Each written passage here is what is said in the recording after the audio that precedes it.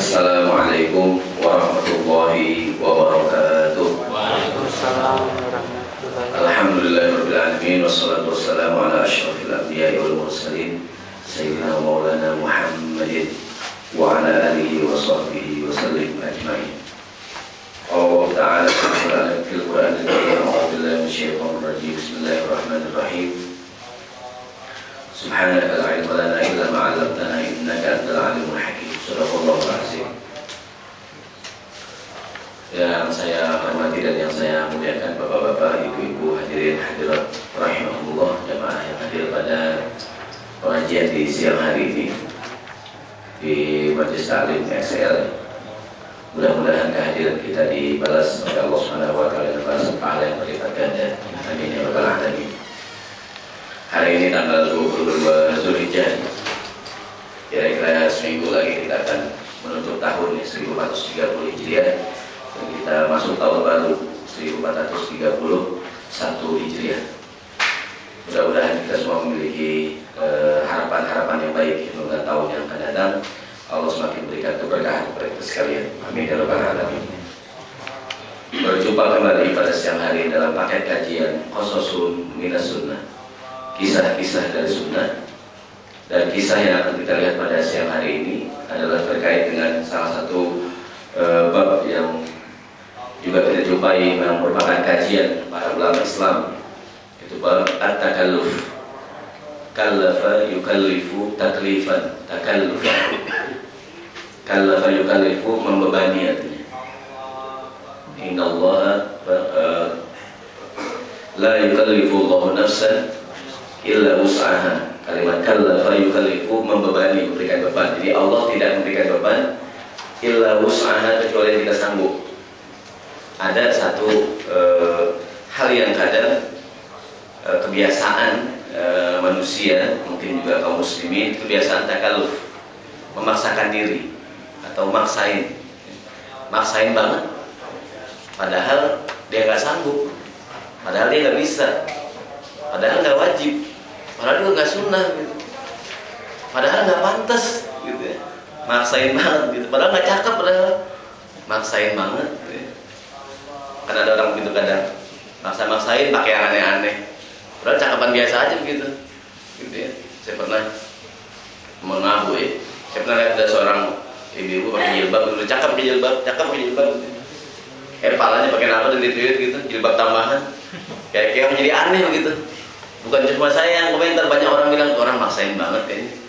Dalam agama mungkin cakep kalau menurut dia, tapi kalau kebanyakan orang kayaknya maksain gitu. Nah, nanti dalam banyak hal, dalam banyak contoh kita akan lihat dari beberapa kasus, beberapa cerita pada zaman Rasul SAW tentang takalluf. Yang mudah-mudahan kita nanti Allah SWT berikan kepada kita akal, otak ya, yang dengan akal kita bisa menilai ini takalluf atau bukan. Karena mungkin nisbi, menurut saya berlebihan, menurut orang lain nggak berlebihan, gitu ya. Namun sekali lagi, nanti Imam Nawawi memberikan definisi tentang takalluf. Apa itu takalluf? Ini masih ada kaitan dengan bab awal kita dulu mengenai al-ghulu fid din, berlebihan dalam agama ya. Ini masih tema sentral kita nih di gedung Geraha ini mengenai al-ghulu fid din, berlebihan dalam agama. Kita mulai hadis yang pertama. Bismillahirrahmanirrahim. An Masruq qala dakhalna ala Abdullah bin Mas'ud radhiyallahu anhu faqala ya ayuhan nas man 'alima syai'an falyaqul bihi. Dari sahabat Masruq berkata, kami masuk ala Abdullah bin Mas'ud, ke majelisnya Abdullah bin Mas'ud, karena sepeninggal Rasul sallallahu alaihi wasallam Ibnu Mas'ud atau lengkapnya Abdullah bin Mas'ud, dia bikin majelis, bikin pengajian kalau Jawa sekarang kira-kira. Iya, makasih Pak. Ini nggak berlebihan dari pas ini. Orang mendung anaknya pas aja. Kalau 2 gelas lah baru datang berlebihan, segelas pas kan. Nggak maksain mana cocok sebenarnya. Saya lupa sama tadi. Jadi kata Ibnu Mas'ud ya, Abdullah bin Mas'ud, sepeninggal Nabi dia bikin majelis. Dia menyampaikan hadis-hadis Nabi, menyampaikan pelajaran. Pas masuk Ibnu Mas'ud, dia sedang menyampaikan satu perihal. Dikatakan ya ayuhan nas, wahai manusia sekalian, man 'alima syai'an falyaqul bihi. barang siapa yang ngerti satu masalah, falyaqul bihi, silahkan ngomong. Yang tahu silahkan bicara. Yang tahu silahkan bicara. Wa man lam ya'lam, yang tidak tahu, falyaqul Allahu a'lam. Kalau yang nggak tahu, ucapkanlah Allahu a'lam. Jangan sok tahu, alias jangan takalluf, jangan maksain. Yang tahu silahkan ngomong, yang tahu silahkan bicara, yang nggak tahu ucapkanlah Allahu a'lam. Disambung oleh Ibnu Mas'ud, fa inna minal ilmi, termasuk ilmu, termasuk ciri orang yang berilmu, antaqula lima la ta'lam Allahu a'lam, berkata Allahu a'lam pada sesuatu yang kita nggak tahu. Ada orang nanya alamat, Pak ini mana, orang mau kondangan nih, Pak ini mana Pak ya, RT 3 RW 4 mana nih Pak nih, jalan Mega Kuningan. Kita nggak tahu. Kan yang nanya cewek cakep lagi dengan kita kadang sok tahu begini neng nih ya, kalau belum berubah nih ya, kalau belum padahal kita nggak tahu, kita sok tahu nih dari sini belok kiri belok kanan turunan tanya terus tanya tukang ojek sudah tanya tukang ojek dari situ ya.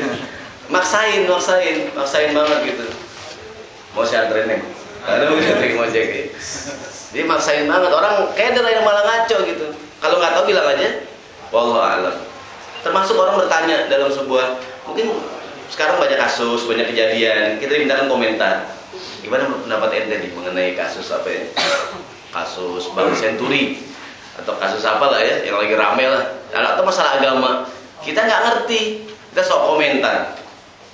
Begini begitu, udah lah, jadi ngaco, jadi keruh, jadi suasana. Dimana kita bilang Allahu a'lam. Atau mungkin kita tahu, cuma demi menjaga kemaslahatan, lebih baik kita ucapkan Allahu a'lam, artinya Allah yang lebih tahu. Kadang orang sambung Allahu a'lam bis-shawab. Kalimat as-shawab artinya yang lebih benar. Jadi Allahu a'lam bis-shawab, cuma Allah yang tahu yang lebih benar. Ada ustadz ditanya, padahal jawabannya benar.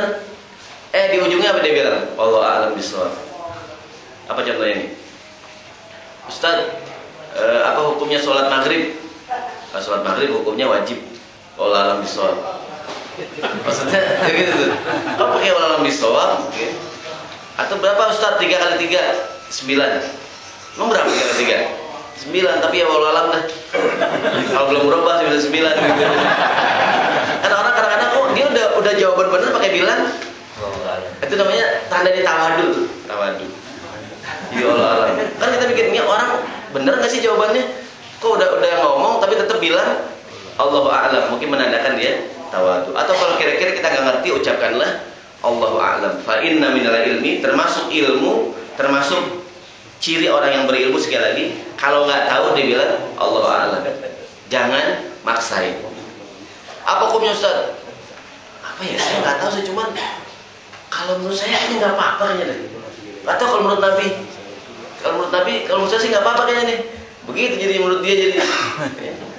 Menurut dia nggak tahu jawabannya, apa hukumnya begini begitu ya kan? Kalau menurut saya sih nggak apa-apa aja sebenarnya. Nggak tahu kalau Quran, gitu ya. Kayaknya jadi bingung orang dia mah. Ya kalau saya sih nggak apa-apa kalau menurut saya. Gitu. Jadi kayak Nabi dia jadi dia. Jadi jangan malu kita bilang nggak tahu, biasa aja. Daripada maksain diri, akhirnya orang jadi sesat. Kalau dia sesat, orang juga menjadi sesat. Ini yang pertama, hadirin rahimahullah. Termasuk juga kemudian Ibnu Mas'ud berkata, qala Allah Ta'ala li Nabi sallallahu alaihi wasallam, Allah berfirman kepada Nabi kita Muhammad sallallahu alaihi wasallam, ayat surat Shad ayat 86. Qul ma as'alukum alaihi min ajrin wa ma ana minal mutakallifin. Katakanlah wahai Muhammad, aku tidak meminta sesuatu upah dari kalian atas dakwahku ini. Dan ucapkan lagi ya Muhammad, wa ma ana minal mutakallifin. Sekali-kali aku bukanlah tergolong orang yang mutakallif, orang yang takalluf, orang yang suka maksa-maksa.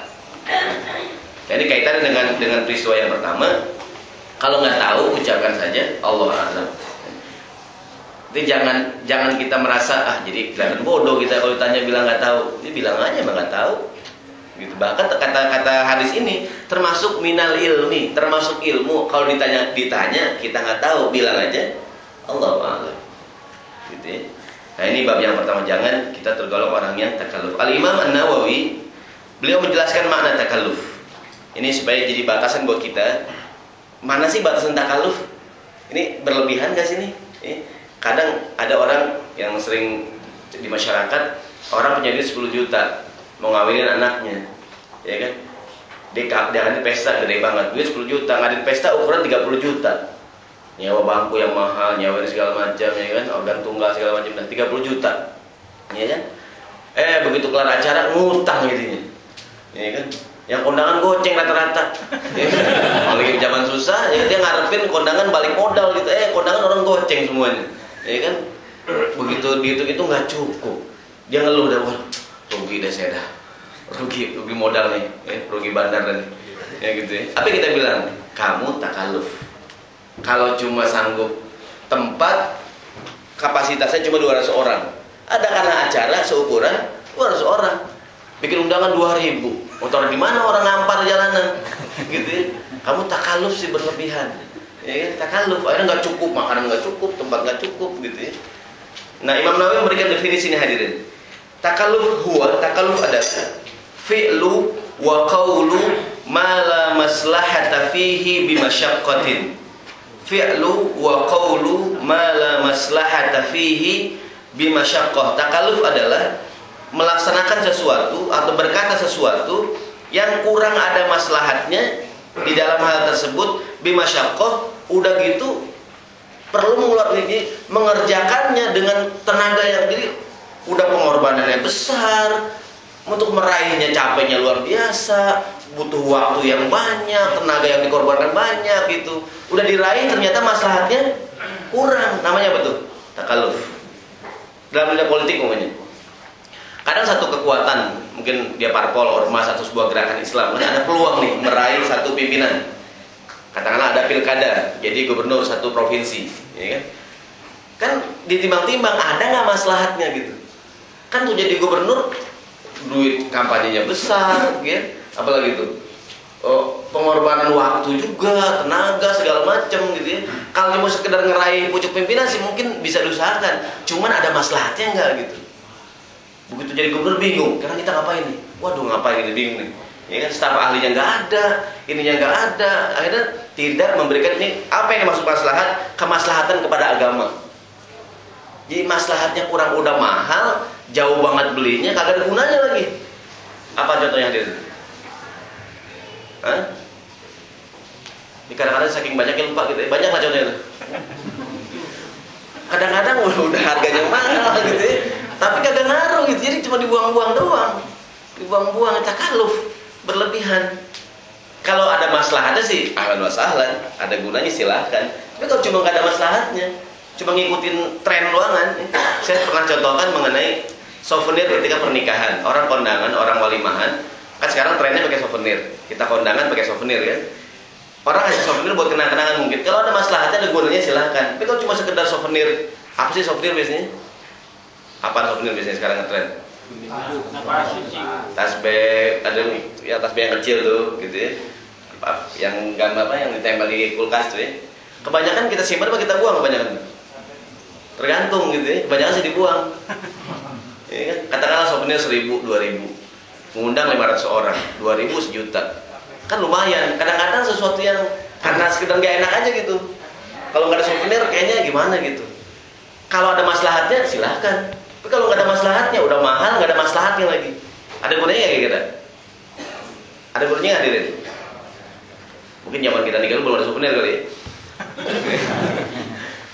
Artinya kalau dirasa ada maslahatnya silakan. Kamu kira-kira modalnya besar, tenaganya banyak, kita paksain juga, namanya betul takalluf, memaksakan diri. Pergi haji wajib, semua ibadah dalam Islam syaratnya mampu. Pergi haji bagi yang mampu, zakat bagi yang mampu, ya kan?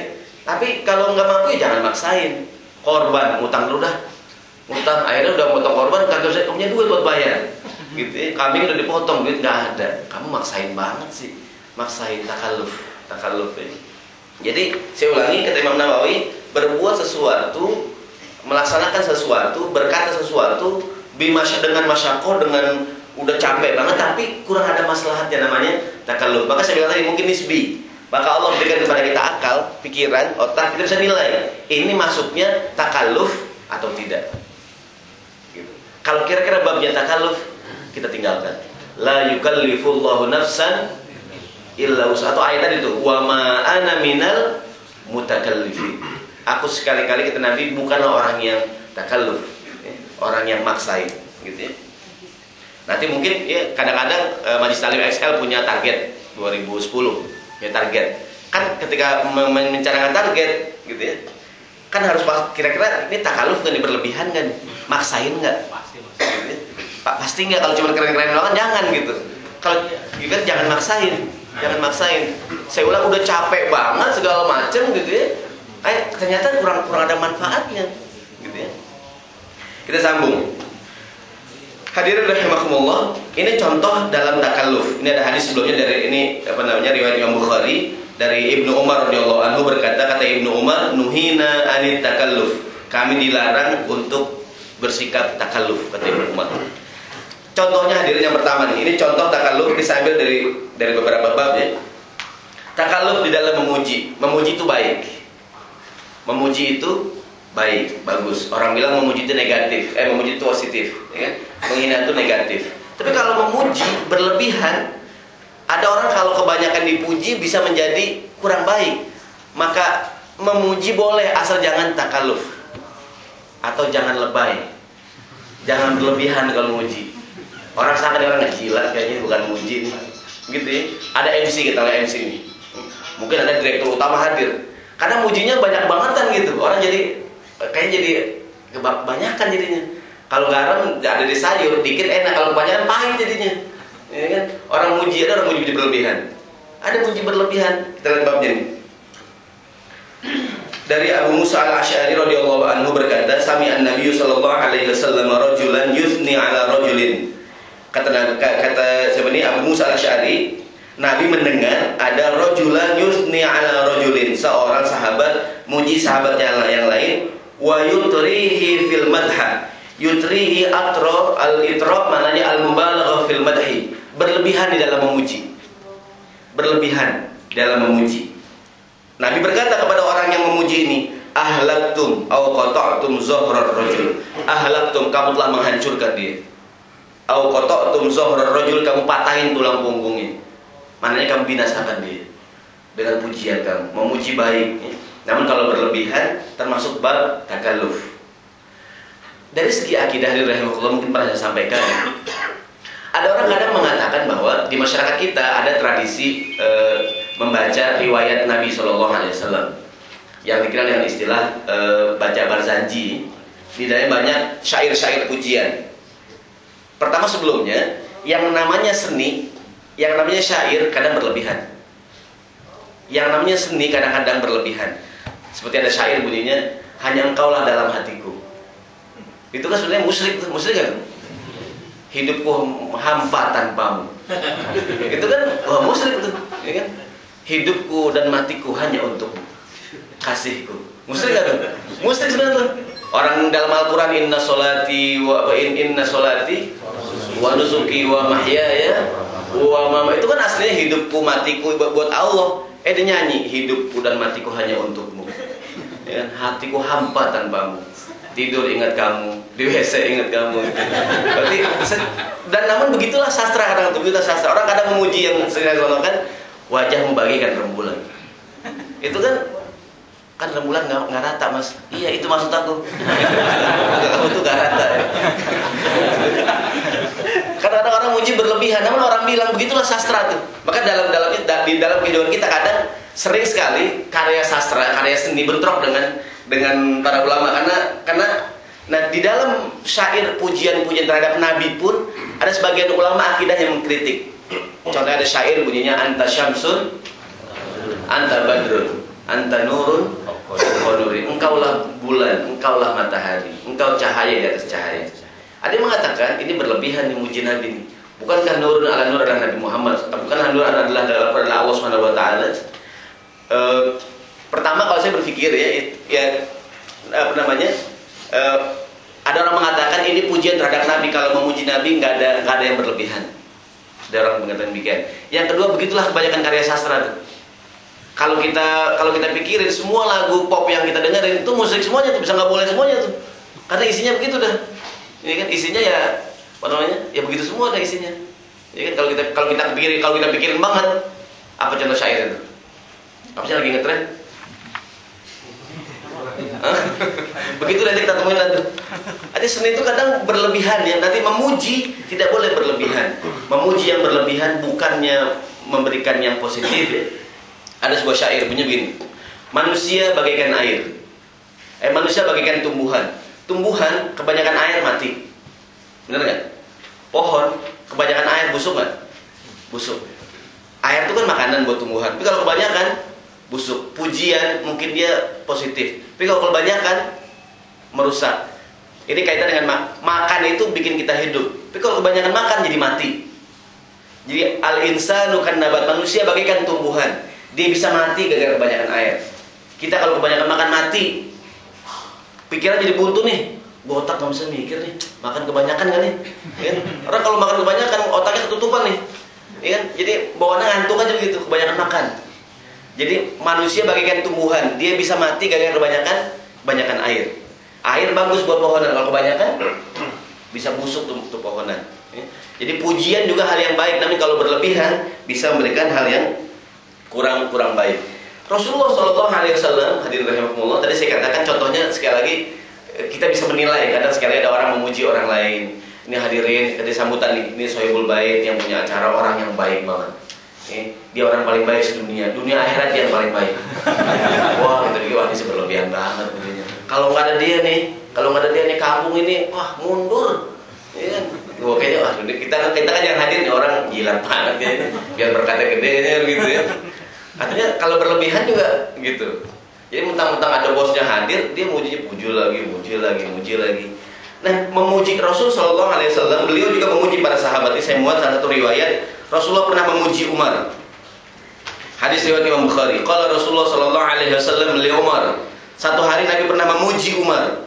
Kata Nabi, ma ra'aka syaitanu salikan fajjan illa salaka fajjan ghairu fajjika. Wahai Umar, kan Umar pemberani orangnya.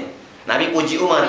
Ma ra'aka syaitanu salikan fajjan. Tidaklah syaitan jika melihat engkau lewat di satu jalan illa salaka fajjan ghairu fajjika. Pasti setan ngambil jalan yang lain, yang bukan jalan yang kau ambil. Kalau engkau ya Umar lewat gang sini nih, gang saya gang Haji Miun gitu namanya. Pasti setan milih gang yang lain.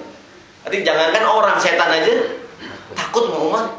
Kan Nabi muji berlebihan banget kan gitu ya. Tapi maka kita lihat tergantung orangnya nih. Dianggap berlebihan gitu ya. Kalau kira-kira memberikan pengaruh yang negatif kepada orang tersebut. Gitu. Memberikan pengaruh yang negatif kepada orang tersebut. Kan ada orang yang kalau dipuji berlebihan jadi kadang pujian menghancurkan. Gitu ya. Kadang pujian bisa menghancurkan. Kadang gara-gara pujian jadi lupa ya. Gitu lupa. Maka dalam hadis lain Nabi ajarkan tuh di halaman yang kedua. Kalau ada orang muji-muji kamu berlebihan, lemparin ke tanah mukanya. Gitu tuh. Mungkin orang kan kadang gini, orang muji-muji kita, Bapak ganteng banget, Pak. Kan apa yang kita bilang, wah saya gak ada recian nih. Kadang gitu kan, orang kadang muji ada maunya. Orang kadang muji ada maunya. Maka kata Nabi, kalau orang muji-muji berlebihan, diapain? Ambil tanah, kasih tanah, jangan kasih duit, kasih tanah ke mukanya. Karena pujian dia bisa menghancurkan kita, namanya takalluf.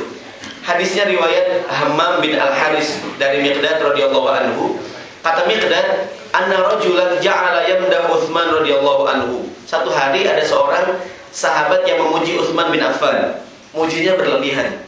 Kata Al-Miqdad nih, memujinya berlebihan. Fa'amida Al-Miqdad fajatha ala rukhbatihi. Miqdad jongkok sebentar, diambil kerikil gitu ya. Faja'ala yahthu fi wajhil hasba. Diambil kerikil, dilemparin kerikil ke arah muka orang ini nih. Faqala lahu Utsman berkata kepada Miqdad, "Ma sya'nuka?" Kenapa Miqdad? Kok kamu begitu? Apa jawaban Miqdad? Inna Rasulullah sallallahu alaihi wasallam idza ra'aitumul maddahin, aku dengar Rasulullah bersabda, kata Nabi, jika engkau melihat al-maddahin, madaha yamdahu memuji, madihun orang yang memuji, maddahun tukang muji. Jadi ada orang yang al-mubalaghah fil madhi, berlebihan. Ini kalau muji sekali sih, ini kadang berlebihan banget. Kita bisa nilai nggak hadirin? Orang muji kita ini berlebihan. Karena bisa nilai gitu ya. Kamu ganteng banget gitu ya. Wajah kamu cerah banget gitu ya. Nah, kita kulit sawo gelap gitu dibilang cerah gitu ya. Kata Nabi, idza ra'aitumul maddahina, kalau engkau melihat orang yang terlampau muji-muji berlebihan, fahthu fi wujuhihim turab, lemparkan tanah ke muka orang itu. Sebagian ulama mengatakan ini kiasan saja, kiasan bahwa betapa Nabi mengingatkan kita jangan sampai terpedaya dengan pujian orang. Ada yang mengatakan ya ini tekstual, maknanya emang ambil tanah, lemparin tanah ke mukanya. Jadi dia memahami secara tekstual, dia Nabi nyuruh ambil tanah lemparin ke wajahnya. Ada yang memahami secara kontekstual, maknanya adalah hati-hati. Kadang-kadang pujian itu menghancurkan kita. Ini kita kembali ke bab takalluf, memuji baik. Kalau berlebihan jadi kurang baik. Termasuk takalluf. Kadang ada orang dalam sebuah acara menyebutkan nama, gelar segala macam. Kadang udah susah banget nyebutnya salah lagi. Ya kan takalluf namanya itu. Kepada yang kami hormati Bapak Profesor Doktor apa gitu ya. Katanya dia SMA doang kan. Ya gitu udah profesor. Saya pernah tuh hadir pengalaman pribadi. Saya pernah tuh khutbah Idul Fitri. Saya baru profesor dulu nih. Saya khutbah daerah barang lama ya. MC-nya menurut saya sih lebay banget, takalluf banget. Ini khotibnya adalah Al-Ustadz Ki Haji Dr. Saharoni MA. Waduh, saya berat banget, saya naik malu saya. Saya naik malu. Dokter gimana konten begini? Kan saya lagi halu saya. Terus jadi nggak enak saya gitu. Jadi nggak enak. Nah kan orang nungguin mana dia kan begitu ya. Profesor dokter, ya kan mana dia orang nungguin begini. Pesanannya kecil banget gitu. Artinya ini kisahnya menurut saya mungkin entah dia nggak tahu atau mungkinnya ya begitu kan gitu. Kan ada kadang orang udah susah banget nyebutinnya salah lagi. Udah nyebutin nama nih yang kami hormati Bapak gitu. Salah, bukan dia orang belum datang gitu. Kadang gitu. Jadi mungkin maksudnya memuji apa gitu kan. Kalau itu terjadi apa yang kita bilang, ini orang nih MC takalluf. Ini orang berlebihan. Maksain. Padahal biasa-biasa aja gitu. Memuji baik, namun kalau takalluf, kalau berlebihan, sekali lagi Allah memberikan kepada kita akal ya, otak untuk menilai apakah ini takalluf atau tidak. Gitu. Nanti kita akan masuk bab yang lebih fikih ya, maksudnya lebih kadang-kadang padahal nggak wajib, padahal juga nggak sunnah gitu, tapi maksain banget dikerjain, gitu ya. Padahal nggak ada yang nyuruh gitu, nggak ada yang nyuruh. Ini kan sebagian masyarakat kita kadang bela-belain banget ngadain acara. Saya bilang, Bu, Ibu silahkan ngadain acara 7 hari, 40 hari, 100 hari, tapi jangan maksain. Jangan cuma pengen ngadain akhirnya ngutang sono kemari gitu kan, akhirnya malah nyusahin. Jangan. Ya mau ngundang orang baca yasin silahkan, lah wasahlan. Kalau pun ingin menghidangkan makan adakanlah sekedar, jangan sampai takalluf. Kalau dia rasa dia punya uang sih silahkan aja dah, dia punya duit, dibawa sedekah pada tetangga aja, alhamdulillah wasahlan. Tapi kalau berlebihan jangan. Ini tadi yang pertama contoh di dalam memuji, berlebihan di dalam memuji. Yang kedua hadirin rahimakumullah adalah berlebihan di dalam menyampaikan mau'izah, memberi nasihat, atau mungkin kalau kita sambutan. Kadang-kadang ada satu acara cuma 30 menit, acara cuma 1 jam, ada ustadz mau ceramah, ada yang baca Quran, yang sambutan 5 orang, tuan rumah sambutan, sahibul bait, tuan rumah sambutan, ketua panitia sambutan, RT sambutan, RW sambutan, ada wakil dari lurah sambutan. Apalagi sambutan itu. Itu kadang-kadang semua sambutan sama aja tuh.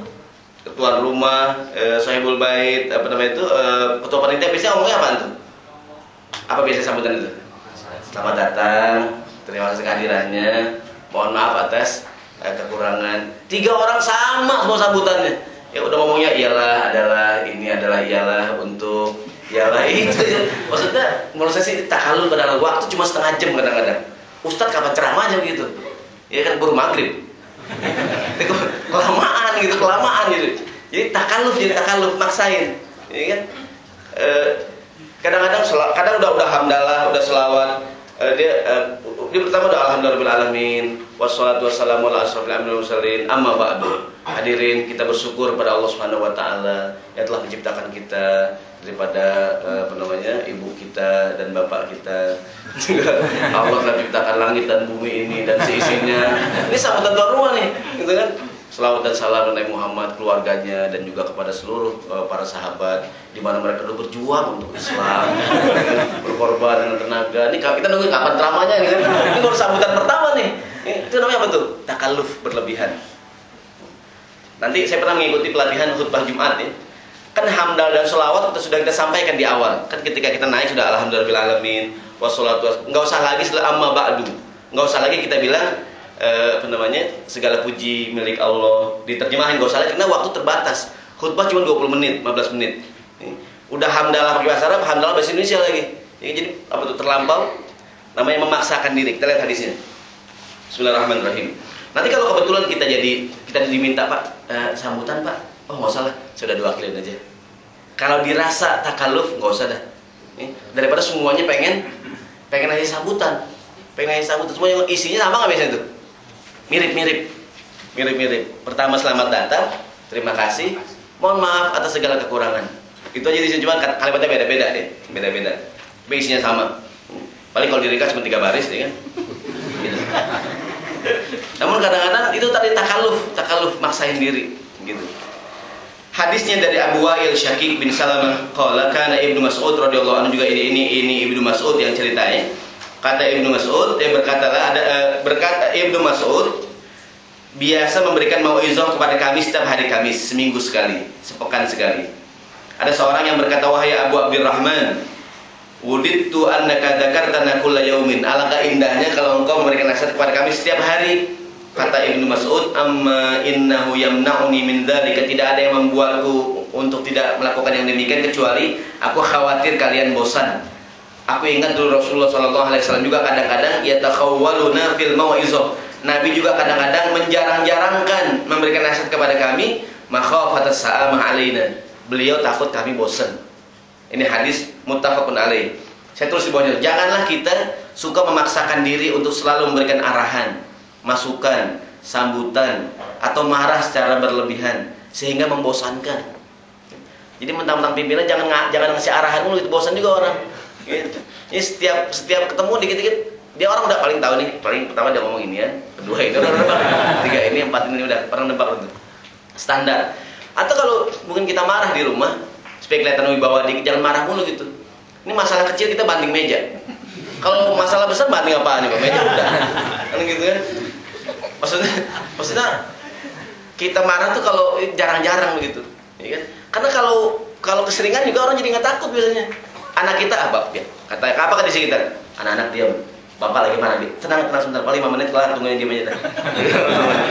Biasa bapak lagi rutin nih, lagi apa namanya? Sehingga marah orang tuanya jadi udah anak udah pokoknya kalau bapak pulang kita diam aja dah. Paling bapak ceramah tuh kayak 5-10 menit, habis itu biarin dah. Karena kita udah keseringan. Jadi takaluf jadinya, takaluf gitu, berlebihan. Termasuk saya kata-katanya sambutan. Udah satu acara ya kita bisa menilai lah. Jadi kalau kita menyusun acara nih, kita lihat kira-kira nih takaluf maksain nih. Atau ceramah. Yang dengerin udah pada begini nih, main Jumat dulu nih. Orang udah, atau sholat Jumat kan orang udah pada jengkang ke depan. Orang udah amin gitu. Masih ceramah aja. Jadi hadirin sedang Jumat rahimahumullah. Apa tuh yang saya sampaikan? Ada apa? Kalau biasanya yang susah tuh ceramah. Ada 17 hal yang membatalkan wudu. Itu panjang banget gitu. Yang ketiga, wah baru 3. Tidur. Pas kita bangun, yang ke-6 baru 6. 17, 6, 11 lagi kan. Lama banget kan. Orang udah begini, udah begitu, ya kan? Ini maksain banget. Orang gak ada yang dengerin. Ngapain ini? Kan namanya khutbah, saya ulang-ulang. Namanya khutbah itu ringkas, ya kan? Namanya khutbah. Bahkan saya pernah dengar ada seorang mengatakan orang paling lama bisa mendengarkan efektif 30 menit. Saya pernah hadir sebuah acara. Ada ustadz ceramah, saya sendiri terpukau gitu. Karena luar biasa lah dia ceramah gitu, berapi-api gitu. Tapi ternyata malam-malam bosan juga gitu, karena kelamaan. Udah hampir sejam setengah dah, lama-lama orang udah begini. Pertama orang semua tegang ya kan? Tegang. Karena mungkin naik kan, orang berapi-api lagi gitu kan, lama-lama karena mungkin gitu ya, nggak turun-turun orang juga udah kelamaan lagi kan, nggak jadi bosan. Jadi silakan kita dengan akal yang Allah berikan kepada kita melihat mana yang kira-kira kalau makan lagi enak-enaknya berhenti. Itu luar biasa, jadi teori dalam bidang kesehatan sekarang tuh. Itu ajaran Nabi. Makanlah sebelum kenyang. Lagi enak-enak berhenti, jadi enak terus tuh. Kita makan pangsit, enak, jangan nambah, stop. Kalau nambah maksain takaluf, kekenyangan akhirnya. Bukan enak jadinya Mules ini, mules. Jadi nggak enak. Apa kalau bahasa kamu ya? Merang kan begah kalau Jakarta ya. Apa tuh istilahnya itu? Begitu dah ya. Jadi kalau udah lagi makan, lagi kondangan nih, kita kan ambil tupat, mungkin ada lontong sayur kan, ambil 3. Enak tuh, nyesel banget kalau ambil 3. Udah jangan ambil lagi. Yang pertama malu, yang kedua juga ntar jadi nggak enak gitu. Kenapa kita makan pertama enak? Karena mungkin kita lapar. Kalau maksain nambah jadi takalluf, jadinya berlebihan gitu. Jangan maksain diri. Jadi silakan dikiaskan dalam beragam hal ya. Kadang ada orang yang, ada sebagian orang, kadang saya nggak bisa makan tuh. Di sini apa yang paling enak sini makanan? Kalau makan siang, apa yang terkenal di daerah sini? Orang Jawa. Ada soto katakan ya. Ada soto di Mega Kuningan enak banget ya. Saya tuh kalau makan soto nggak bisa kecuali di Mega Kuningan. Dia tinggal di Depok rumahnya. Saya tuh, jadi dia kalau maksa, dia kalau pengen makan soto ke Mega Kuningan dekat kantornya. 2 jam Jakarta Depok sini kan. Ini kan maksain banget, jauh-jauh. Di Depok juga banyak begitu. Enggak sih, nggak bisa tuh kalau nggak sudah cinta mati nama. Malam-malam datang dia sini mau makan soto, tutup nggak tahu orang. Apa yang kita bilang? Lu maksain banget sih. Takalluf. Iya. Coba kita makan, apa kata istrinya? Mas maksain banget sih mas. Coba makan di Depok aja sudah ada. Enggak, maksudnya enak banget di sini. Cuma tumben tutup nih. Iya. Jam 12 malam di sini. Kadang-kadang ada orang gitu. Ada orang gitu, maksain banget. Dia mau ngadain acara, maunya makanannya yang biasa dia makan nih, dekat kantor ada enak banget tuh. Gitu kan? Dia jauh maksain banget gitu, jauh banget belinya. Udah jauh banget, segala macem, cuman ya, gitu. Namanya takalluf, namanya berlebihan, maksain. Dalam agama ya, bisa hadir dikiaskan tuh. Nanti banyak orang yang kita bisa menilai orang takalluf. Padahal mungkin, mohon maaf, itu bukan perkara yang wajib. Mungkin juga itu juga bukannya sunnah, tapi hanya afdolnya saja. Afdolnya begini, gitu. Tapi pendapat yang lain juga, daripada kita ngotot begitu akhirnya jadi masalah, orang jadi nggak terima kita, ngapain maksain diri. Sementara mengambil pendapat yang biasa saja juga sah secara hukum agama. Untuk apa kita mengambil pendapat yang lain, memaksakan diri hingga ada orang lain jadi kurang simpati kepada kita gitu. Dan saya maksain diri. Saya biasa tiap subuh baca doa kunut. Ini contoh yang sering kita dengar. Saya tiap subuh baca doa kunut. Menurut saya afdol, gitu kan. Di itu masjid orang nggak ada yang kunut, saya maksain, ya kan. Orang masuk sujud saya doa sendirian. Allahumma hadina fi man hadait. Orang udah 2 kali udah bisa doa aja panjang banget itu. Ngapain maksain? Ya kan? Ngapain maksa? Atau sebaliknya, banyak contoh yang lain dah. Jangan maksain. Kita boleh mengambil pendapat yang lain, selama itu pendapat yang boleh. Daripada kita ngotot dengan pendapat sendiri, maksain, ya kan. Melontar jumroh, sini kita dengar contohnya. Melontar jumroh yang paling afdol kapan? Ba'da zawal, ya kan? Kayak jam 12:30. Jam 1 tuh yang paling afdol tuh. Kalau semua orang melontar pada jam segitu, mati orang. 3 juta orang melontar. Apa pendapat para ulama? Boleh melontar sebelumnya, boleh melontar sore-sore, kan begitu ya. Yang penting pada waktu yang diperbolehkan, gitu. Bahkan orang mengatakan mendingan melontar jangan waktu yang afdol demi kemaslahatan. Nah, ini, kalau kita maksain juga namanya takalluf. Mencium hajar aswad bukan rukun haji, ya kan? Kalau daripada ngotot pengen banget nyium haji, gara-gara nyium berapa orang yang kesikut tuh, ya kan? Berapa orang yang ketendang tuh, ya kan? Maksa-maksain banget, padahal juga sesuatu yang apa tuh? Ya, nyium juga boleh, enggak juga nggak jadi masalah begitu. Namun kalau dirasa memaksakan diri jadi musibah, akhirnya kita anggap dia bab takalluf, berlebihan, alias maksain diri. Memaksakan diri. Hadirin rahimakumullah. Berikutnya, jam dulu nih, kita kasihkan ngomong. Berikutnya Rasulullah SAW bersabda nih dari Abil Yaqzan Ammar bin Yasir radhiyallahu anhu berkata terkait dengan memberikan mau'izah. Kata Nabi, Sami'tu Rasulullah sallallahu alaihi wasallam, aku mendengar Rasulullah bersabda, "Inna tula salatir rajuli wa qisri khutbatihi ma'innatun min fiqhihi." Sesungguhnya panjang sholatnya seseorang dan ringkas khutbahnya tergantung dari kefakihannya, tergantung dari pemahaman agama dia. Kalau dia orang yang fakih, orang yang ngerti agama, khutbahnya nggak banyak-banyak. Atau minimal dia tidak takalluf, jangan maksakan diri. Ini saya ambil dari bab al-iqtisad fil mau'izah, ekonomis dalam memberikan mau'izah. Jadi kata Nabi, jadi harus ekonomis gitu, jangan berlebihan. Tadi kata Ibnu Mas'ud, engkau belajar enak banget. Coba tiap hari kita belajar. Kata Ibnu Mas'ud, aku sengaja, emang jarang-jarang. Dulu Nabi juga jarang-jarang, gitu. Ya. Jadi kata Nabi SAW, panjang dan pendeknya khutbah dan sholat seseorang tergantung kepada kefaqihannya. Hadirin yang dimuliakan Allah Subhanahu wa Ta'ala. Berikutnya, ini beberapa contoh dalam takalluf. Berikutnya adalah takalluf di dalam mencintai dan membenci. Halaman terakhir nih. Ada orang yang berlebihan dalam mencintai, juga berlebihan dalam membenci. Kita lihat tuh hadis, ini saya ambil dari kitab Al-Adab Al-Mufrad Imam Bukhari.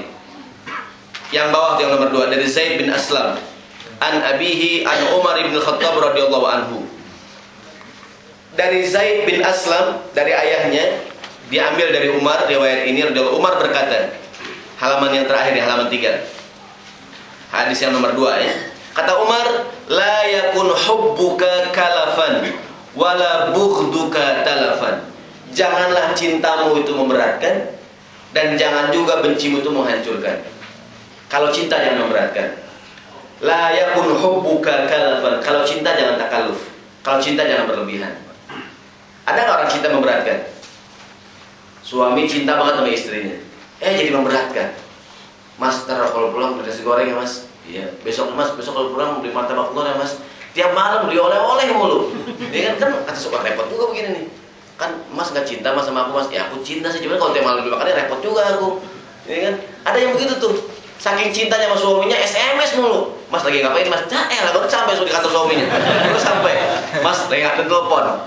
Marah, mas kok aku SMS gak dijawab? Mas kok aku telepon gak diangkat sih? Mungkin suaminya lagi sibuk begitu. Apa kata lama-lama awalnya cinta pada istri, lama-lama bete juga begitu. Wah ini cintanya memberatkan gak tuh? Memberatkan cintanya namanya. Kata Umar, la yakun hubbuka kalafan. Janganlah cinta kamu itu takalluf, memberatkan orang lain. Cintanya memberatkan.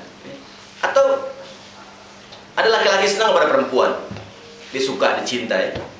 Orang tuanya nggak mau, ya udah jangan takalluf, masih banyak perempuan yang lain.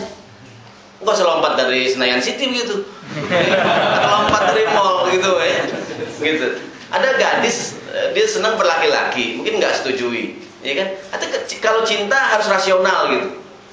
Cinta yang rasional, kata Nabi, cinta itu jangan kalafan, jangan kalap. Apa kalap itu? Jadi bisa kalap ya? Jangan kalap. Apa kalap artinya itu? Wah tuh orang kalap tuh. Kalap aja kalap, ya begitu dah. Kalafan tuh takalluf, memberatkan. Ada ibu sayang sama anaknya, atau anak saya cinta sama ibu saya. Namanya orang tua kan, saya kasih hadiah. Namun kalau setiap hari ibu saya minta beliin oleh-oleh, atau setiap hari ibu saya minta saya ke rumah nengok, kan aduh, jadi memberatkan jadinya. Jadi taklif kan, jadi takalluf gitu. Kan ada orang begitu. Ada kadang-kadang cinta kita jadi nyusahin kita akhirnya, ya kan? Apa itu? Cinta berarti ongkos. Cinta berarti ongkos. Kan kadang-kadang ada orang gitu, kadang-kadang ada seorang gadis kadang memanfaatkan pacarnya, kekasihnya. Kamu cinta nggak sama saya? Beliin handphone dong. Waduh, berat banget. Bisa-bisa beliin pulsa, beliin waduh, ini berarti ongkos begini nih. Namanya la yakun hubbuka kalafan. Janganlah cinta kamu memberatkan, takalluf. Orang bisa berubah tuh. Awalnya cinta jadi benci lama-lama. Wah, ini berat banget nih. Cinta ini membunuhku. Gak boleh tuh. Cinta membunuh, biasa-biasa aja. Cinta harus rasional ya. Jadi kalau sebagian istri kita kadang-kadang minta perhatian, boleh. Ya kan, sekali dia kirim SMS, kita jawab, nelpon gitu. Tapi kalau tiap jam, lagi ngapain mas? Mas, kita juga ada sebagian suami, saya dengar cerita langsung curhat gitu ya. Dia merasa kurang nyaman dengan istrinya, kadang-kadang nelpon mulu, curiga. Suaminya di mana nih? Lagi ngapain? Makan siang masih apa begitu? Pertama dijawab, lama-lama jadi berlebihan. Mungkin istrinya sayang banget kali sama suaminya, suami atu-atunya gitu ya. Limited edition gitu ya. Dia takut suaminya gak ada lagi kayak bisa suaminya, ya kan? Takut diambil orang, maka ditelepon mulu. Berlakulah hadis ini nih, la yakun hubbuka kalafan. Janganlah cinta kamu memberatkan. Kalau cinta jangan nyusahin. Kita bilang istri kita, istriku, aku cinta padamu, tapi jangan nyusahin. Janganlah cinta aku jadi memberatkan. Aku bisa berubah pikiran nih. Ini ngomong ada dalilnya nih. Ada dalilnya. La yakun hubbuka kalafan. Kalau cinta jangan takalluf. Cinta jangan nyusahin. Gitu. sekali bisa berubah. Dia Umar sambung, wala bughduka talafan, dan jangan juga benci kamu menghancurkan. Kalau marah, kalau cinta jangan berlebihan, jangan takalluf. Kalau marah juga jangan menghancurkan. Ada nggak orang marah merusak? Ada. Kalau lagi marah, handphone dibanting. Nyesel dah habis itu dah. Kamu sini handphone rusak, enggak, Mas yang banting aku nyesel. Oh, kalau lagi marah ditendang tuh meja. Apa nih dibanting? Kalau baru kawin beli piring plastik dah, saya sarankan.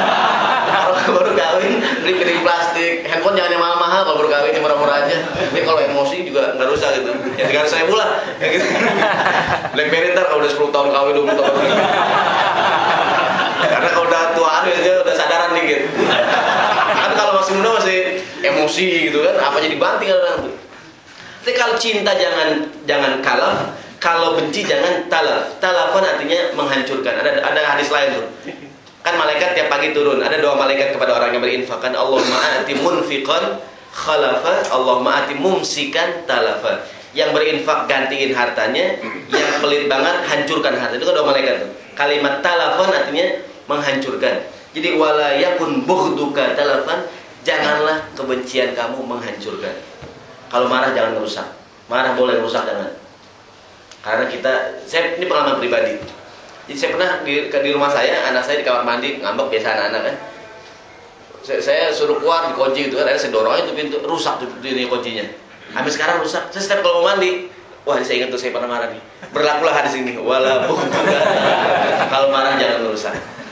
Apalagi mungkin bapak punya pengalaman itu juga kan, kalau kita di rumah nih barang rusak gara-gara saja, ingatlah hadis ini nih. Kalau marah jangan merusak. Banyak kalau lagi berantem nih piring pinggirin, piring segala macam. Kalau piring-piring deh. Barang-barang di meja. Ada orang kalau lagi marah kertas dirobekin, ada lagi mungkin lagi ini kan, ada apalah gitu. Lah saking marah dirobek itu kertas. Kertas penting ataunya. Misal dia. Maka kita bilang lo kalau marah jangan merusak. Marah boleh, merusak jangan. Syukur nggak marah, karena kadang orang emosi ya. Orang kadang kalau belum ngerobekin, belum hilang marahnya tuh. Kalau belum ditumpahin nih air itu belum hilang kadang-kadang itu. Kalau belum dipukul tembok, dipukul jangan. Bengkak tangannya. Gitu. Tapi kita bilang la yakun bughduka talafan. Kalau marah jangan berlebihan, kalau benci jangan merusak. Ada orang marah berlebihan. Ada orang cinta berlebihan. Kayak tadi tuh dia kalau puji, engkaulah pujaan hatiku. Apa gitu ya? Kalau orang Arab bilangnya amut fiki. Aku mati karena engkau. Gitu ya. Ada kisah Laila Majnun, itu baca nggak kisahnya itu? Qais dan Laila ya. Kisah apa namanya, Qais dan Laila. Si Qais yang jadi gila gara-gara dia pengen kawin sama Laila, nggak boleh sama orang tuanya. Akhirnya tawaf sama Laila tuh, dia nyasain. Ada kisah dongeng ya. Kisah Qais dan Laila. Kalau cinta jangan buta, cinta rasional. Ya. Kalau cinta rasional, jadi jangan memberatkan, saling mengerti. Gitu ya, Bapak lebih paham deh. Umar ditanya, ya Umar, fakultu kaifa dzaka, bagaimana maksudnya tuh? Cinta jangan memberatkan, benci jangan merusak. Kata Umar, idza ahbabta kallafta kalafas sabiyyi, yaitu cintamu memberatkan sebagaimana anak kecil yang selalu ingin dimanja. Kan kita sayang sama anak kita, ya kan? Karena kita sayang, kita cinta, kadang anak kita kan jadi manja. Kalau anak kecil mungkin wajar, masih kecil, otaknya belum sempurna, gitu kan? Tapi kalau orang udah gede, masih kayak anak-anak, wah ini cinta kamu nih takalluf nih, aku jadi waduh, jadi repot begini nih. Bisa buka cabang nih mobil ini.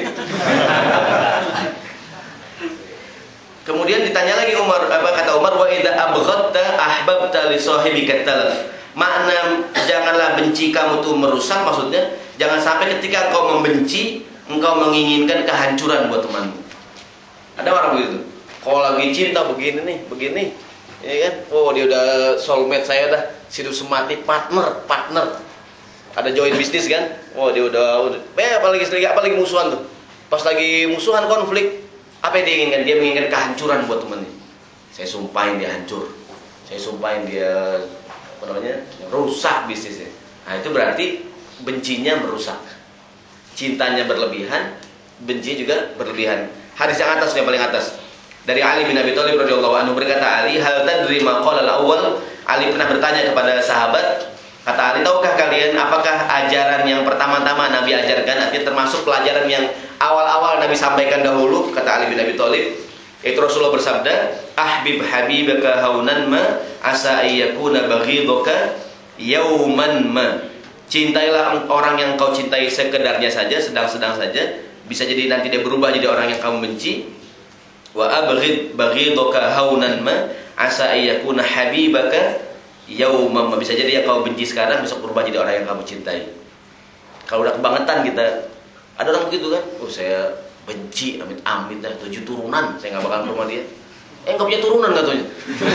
Dia ngomong sembarangan, makanya ngomong sembarangan. Ini saya 7 turunan, amit-amit dah, 2 tanjatan ya, 7 turunan 2 tanjatan tuh. Nggak bakalan ke rumahnya dia. Padahal dulunya kawin Mekah keren banget. Pas belum ditabrak istrinya. Kayak artis ya. Kita belajar. Jika kau cinta jangan berlebihan, benci juga jangan berlebihan. Jadi nggak enak jadinya. Ada kita boleh mengingatkan kita, karena teman kita cerita, saya tuh, katakanlah dia, Bu mau makan ini Bu, atau Pak makan ini Pak. Oh saya nggak suka saya gituan. Saya gatal kalau makan gituan. Tenggorokan besok lah dari makan gituan dia orang. Bu kok makan Bu? Malu ngomong tadi. Maka kalau benci jangan berlebihan. Kita bisa berubah. Yang terakhir adalah rahimahullah adalah takalluf di dalam, ini saya ngomong tahu, jangan-jangan saya coba takalluf semua nih. Jangan-jangan saya berlebihan nih. Berapa nih? Kita saya ngomong jangan berlebihan, udah berlebihan nih. 2 menit lagi nih. Supaya nggak berlebihan yang terakhir hadir nih. Yang terakhir, jangan berlebihan dalam bertanya. Nanya bagus. As-su'alu nisful ilmi. Bertanya setengah dari ilmu. Jadi kalau kita nanya itu setengah dari ilmu, nanya itu baik. Yang nggak paham jadi paham, yang udah paham jadi tambah paham dengan bertanya. Namun jangan bertanya yang aneh-aneh. Allah berfirman, Al-Maidah ayat 101. Ya ayyuhalladzina amanu la tas'alu an asya'a in tubda lakum tasukkum. Wahai orang yang beriman, janganlah kamu bertanya sesuatu yang kalau diberikan jawabannya kepada kamu akan memberatkan kamu, nyusahin. Ini ada hadis di bawahnya, cerita nih. Abu Hurairah mengatakan, satu hari Rasulullah sedang berkhutbah. Kata Rasulullah SAW, ya ayuhan nas, Nabi lagi khutbah, innallaha farada alaikumul hajja fahujju. Allah mewajibkan kepada kalian untuk melaksanakan ibadah haji, maka hajilah kalian. Ada yang katakan, faqala rajulun, ada yang nanya, Rasulullah, aqulu amin, tiap tahun Nabi kita wajib haji. Nabi diam aja nggak jawab. Dia nanya lagi, fasakatan. Oh, Nabi diam tidak menjawab. Hatta qalaha salatan. Ini orang nanya lagi. Nabi udah nggak jawab kan? Ya Rasulullah, ini haji tiap tahun kita wajibnya. Nanya lagi. Ini kita haji tiap tahun, gitu kan? Nabi udah nggak jawab. Mananya kan juga, ya kan nggak usah ditanya juga masa tiap tahun haji. Maka Nabi menjawab. Kata Rasulullah SAW, lau qultu na'am la wajabat. Seandainya aku bilang na'am, maka haji jadi wajib setiap tahun sekali. Walam mastata'tum, dan aku yakin kalian pasti tidak akan sanggup. Summa qala, Nabi berkata, daruni ma taraktukum. Biarkanlah terhadap hal-hal yang sengaja aku tinggalkan. Fa inna ma halaka man kana qablakum bi kathrati su'alihim. Karena kebanyakan kehancuran orang sebelum kalian di antara penyebabnya adalah kebanyakan bertanya, wa ikhtilafuhum ala anbiya'ihim, dan kebanyakan berdebat berbeda pendapat dengan nabi-nabi mereka. Kalau aku perintahkan sesuatu, laksanakan. Aku suruh tinggalkan, tinggalkan. Maksudnya, sekali lagi Allah berikan kepada kita akal, pikiran, untuk tidak bertanya hal-hal yang nggak penting. Kadang-kadang, tolong dong beliin ini kan, beliin nasi goreng sekarang Pak, nggak besok. Gitu ya. Ya sekarang lah, gue makan sekarang mungkin nanya, karena begitu ya. Karena begitu, mas bakso 2 mas gitu ya. Pakai bakso nggak Pak? Nggak pakai bakso lah mas, besok pakai bakso, ada begitu. Ada pertanyaan begitu. Apa pertanyaannya? Sebetulnya pengajian yang sering orang pengajian ya. Apa pertanyaannya? Ustaz, kan Jibril tugasnya nurunin wahyu Ustaz. Kan wahyu udah habis. Kira-kira Ustaz Jibril sekarang ngapain Ustaz? Apa jawaban saya? Saya mana tahu. Kalau tanah enggak mana keteh, tahu. Jangan saya. Ustaz yang top juga nggak tahu. Agim Jibril ditanyain nggak tahu juga deh. Ustaz Mansur, ya kan? Ngapain karena Jibril? Ada orang nanya aneh-aneh, gitu ya. Ustaz, kalau kita di atas Ka'bah nih, sembahyang madhab mana Ustaz? Sembahyang madhab mana? Jawaban hadirin.